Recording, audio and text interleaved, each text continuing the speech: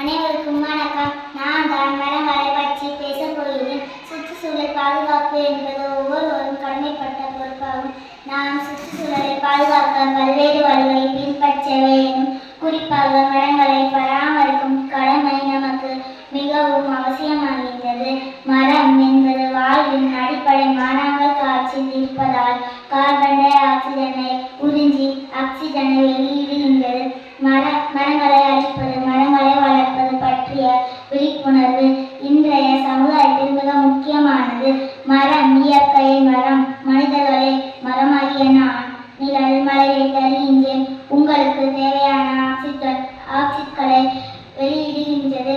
காய் கனிகளை தருகின்றேன். மண்ணில் வேரோடி இருப்பதால் மண் அரிப்பை தடுக்கின்றேன். விலங்குகளுக்கும் பறவைகளுக்கும் வாழ்விடமாக திகழ்கின்றது. மனித வளம் காக்க இயற்கை வளம் பேணுங்கள். மரங்களை வளர்த்து பூமியை பசுமையானதாக மாற்றுங்கள். வாழ்வு தரும் மரங்கள் நம் கடமையாக நாட்டிடுவோம். சுற்றுச்சூழலை பாதுகாக்க நாம் செய்யும் சிறிய செயல்களிலிருந்து செய்வோம்.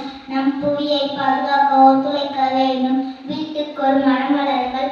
மரம் வளர்த்து மழை பெய்யுங்கள். பசுமையான உலகாக மாற்றுங்கள் என்று உங்களை வேண்டுகின்றேன். மரம் இயற்கையின் கடவுள், மனிதனின் உயிர் மூச்சு, மழையின் தாய், நிலத்தரும் தேவதை. மரம் நடுங்கள்.